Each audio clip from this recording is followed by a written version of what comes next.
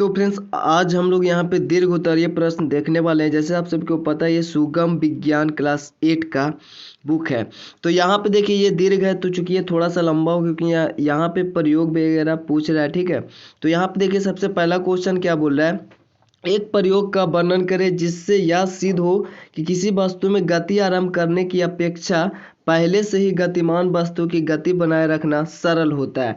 मतलब ये कि अगर कोई वस्तु है, ठीक है, इसे रखा हुआ है तो ये अभी स्थिर है, ठीक है, तो इसमें अगर इस पे हम बल लगाएंगे तो इसको गति करना, ठीक है, और एक होगा जो गति में हो वस्तु, ठीक है, सपोज कोई गाड़ी हो या फिर कोई भी वस्तु अगर गति में हो, अगर हम उसको ठेल रहे हैं या ढकेल रहे हैं, ठीक है ना, उसको धक्का दे रहे हैं तो उस पर जो बल लगा होगा, ठीक है, अगर वो धक्का दे रहे हैं वो गति में है तो वहाँ पे जो बल होगा वो कम होगा, ठीक है, मतलब घर्षण बल कम होगा, इसका यहाँ पे ज़्यादा होता है। ठीक है, तो पहले से जो गतिमान वस्तु है उसको अगर उसमें गतिमान वस्तु की गति बनाए रखना ये सरल होता है इसके अपेक्षा। ठीक है, तो इसको हम प्रयोग द्वारा, तो यहाँ पे जो बुक में था हमने वही दिया है। ठीक है, तो इसको आप यहाँ पे देखें कि क्या बोल रहे हैं कि एक गुटके को किसी मेज पर रखकर उसे कमानीदार तूला से खींचते हैं। ठीक है, कमानीदार एक तूला होता है, उसको आपका बुक में फिगर भी दिया हुआ है। ठीक है, तो एक गुटके को मतलब एक गुटका होता है लकड़ी टाइप से, ऐसा समझ लेंगे। ठीक है, तो उसको किसी मेज पर रखकर उसे कमानीदार तूला से खींचते हैं। ठीक, खींचते हैं, अब तूला पर बल को धीरे धीरे बढ़ाते हैं। ठीक है, धीरे धीरे बल को बढ़ाएगा, जब बाह्य बल का परिणाम 2 न्यूटन होगा। ठीक है, अगर हम 2 न्यूटन बल लगाएं उस पर तो घर्षण बल का परिणाम भी 2 न्यूटन होता है। ठीक है, कोई भी वस्तु पे जितना हम लोग बल लगाएंगे उतना घर्षण बल उधर से लगाएगा। ठीक है, चित्र ए में जैसे कि नीचे फिगर दिया हुआ है वहां पे देख सकते हैं, इसको आप हाथ से भी पार सकते हैं, हम भी पार सकते थे, बट यहाँ पे टाइम मतलब वेस्ट ना हो इसलिए हमने ये बुक वाला ही भी दे रखा है। ठीक है, तो यहाँ पे 2 न्यूटन यहाँ पे बल लगाया तो घर्षण बल भी 2 न्यूटन ही लगा। ठीक है, अब यहाँ पे क्या कह रहा है कि 2 न्यूटन घर्षण बल परिणाम भी 2 न्यूटन होता है चित्र ए में। जब बाह्य बल को बढ़ाकर 3 न्यूटन कर दिया जाता है तो घर्षण बल भी 3 न्यूटन हो जाता है चित्र बी में।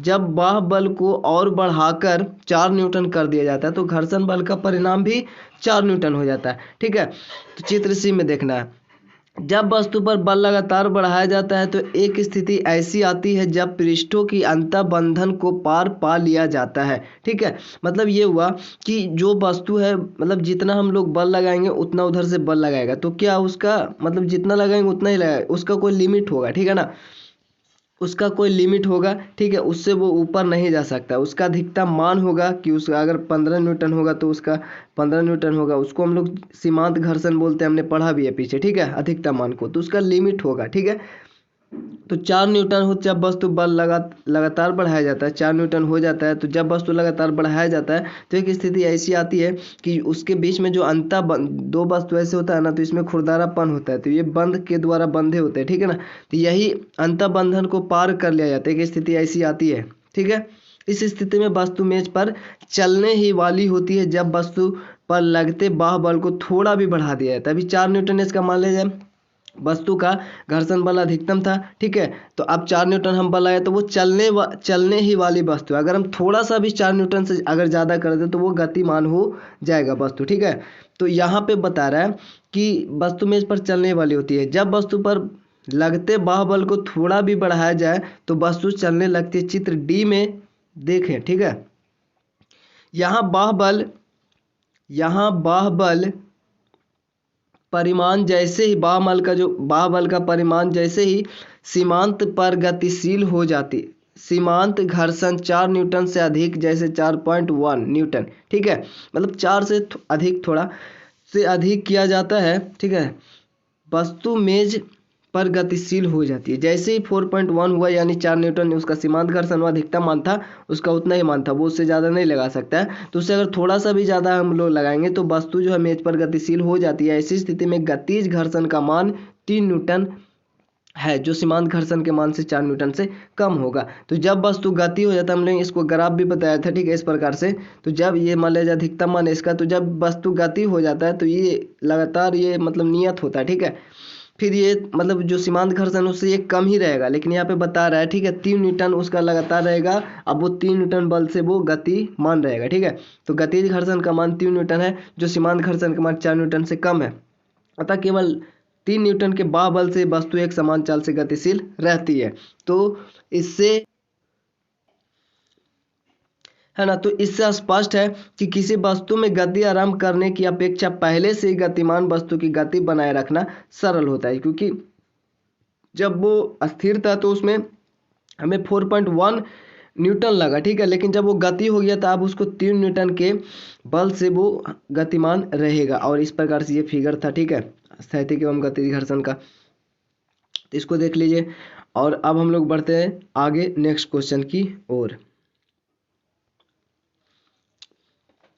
तो यहाँ पे बता रहा है कि क्वेश्चन बोल रहा है कि प्रयोग द्वारा सिद्ध करें कि घर्षण बल वस्तु पर लगने वाले बाह्य बल के विपरीत दिशा में लगता है। इसको प्रयोग द्वारा पता है, ठीक है, विपरीत दिशा में लगता है। उत्तर है, मेज पर रखी एक पेंसिल सेल को दाईं दिशा में धीरे से ढकेलते हैं, ठीक, कोई मेज होगा, पेंसिल सपोज, ठीक है, बेलना टाइप से कोई भी चीज़ हो उसको आप कर सकते हैं। तो इधर ढकेलेंगे तो वो इधर की ओर जाएगा, ठीक है, इधर की ओर जाएगा, लेकिन वो थोड़ा देर में रुक भी जाएगा, ठीक है ना। तो दाईं दिशा में गतिशील हो जाती है और कुछ दूर चलकर रुक जाती है। अब सेल पर बाएं दिशा में बल लगाने पर वह बल की दिशा में अर्थात बाएं दिशा में गतिशील होती है। जिस भी दिशा में हम लोग लगाएंगे उस दिशा में वो गतिशील हो जाएगा और कुछ दूरी चलकर रुक जाती है, ठीक है ना। तो रुक जाती है, तो इससे हम यह निष्कर्ष निकाल सकते हैं कि घर्षण बल वस्तु पर लगने वाले बाह्य बल के विपरीत दिशा में लगता है। क्योंकि इधर हमने ढकेला तो मतलब धक्का दिया तो इधर थोड़ा देर चला और रुक गया, मतलब उसको विपरीत दिशा में बल लग रहा था, ठीक है ना। अगर इसी दिशा में बल लगता तो वो चलता ही रहता। और तीसरा है कि प्रयोग द्वारा सिद्ध करें कि घर्षण बल संस्पर्श के पृष्ठों की प्रकृति पर निर्भर करता है, ठीक है, मतलब जो सतह होता है, ठीक है, उस पर निर्भर करता है। तो किसी मेज पर कोई आनत समतल बनाया, आनत समतल पर पेन से एक चिन्ह अंकित किया। ये आनत समतल इस प्रकार से होता है, ठीक है, ये रहा, तो ये आनत समतल है। इस पर हम लोग एक चिन्ह अंकित कर देंगे, यहीं से हम लोग ऐसे मतलब इससे इस पे छोड़ देंगे तो ये कुछ दूर जाएगा, ठीक है। अब जहाँ तक जाएगा वहाँ पे हम लोग अंकित कर लेंगे। तो ऐसे 2-3 बार करना है। फिर इस पे कपड़ा बिछा देना है बिना सिलवट वाले, मतलब इसमें सिलवट ना हो, ठीक है, मतलब है ना, मोड़ा मोड़ा हुआ टाइप से ना हो। फिर उस पर हम लोग इस पे एक मतलब कि इस पे फिर उस पर हम लोग इसको प्रयोग करेंगे और इसमें जहाँ तक जाएगा उसको नोट करेंगे। फिर उस प्रकार से मकपल बिछाएंगे। तो यहाँ पर सभी में इसकी जो दूरी है, तय की गई दूरी, वो भिन्न भिन्न होगा, ठीक है।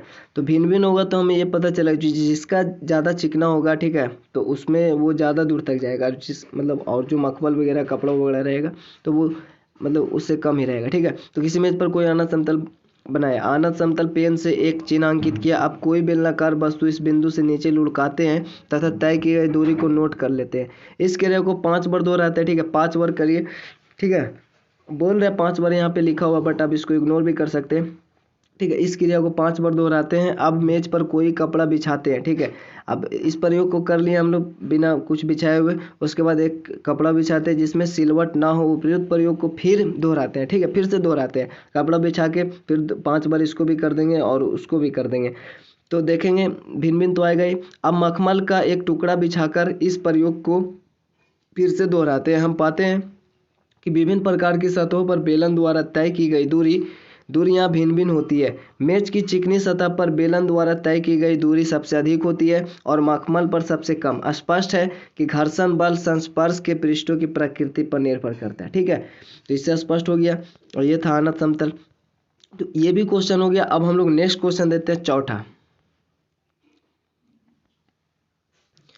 अब इस क्वेश्चन में बोल रहा है वर्णन कीजिए घर्षण किस प्रकार शत्रु है और एवं मित्र दोनों है, ठीक है। तो अब देखिए दोनों क्वेश्चन सेम ही है।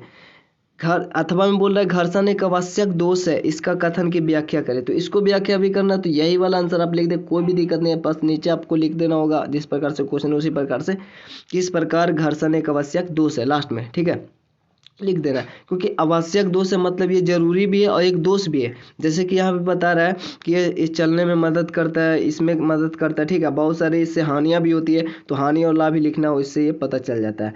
तो देखिए यहाँ पे जो फाइनली आंसर है इसका, घर्षण एक अनिवार्य हानिकारक बल है क्योंकि यह शत्रु भी है और मित्र भी है, ठीक ना। हानिकारक बल है क्योंकि यह शत्रु भी है और अनिवार्य हानिकारक बल है। मतलब यहाँ पे देखिए आवश्यक दोष, मतलब दोनों एक ही टर्म हुआ है ना, आवश्यक भी है दोष भी है, ये अनिवार्य भी है और हानिकारक भी है, ठीक है। तो दोनों का लगभग मतलब सेम ही आंसर होगा, ठीक है। क्योंकि यह शत्रु भी है और मित्र भी है, ठीक है, दोनों।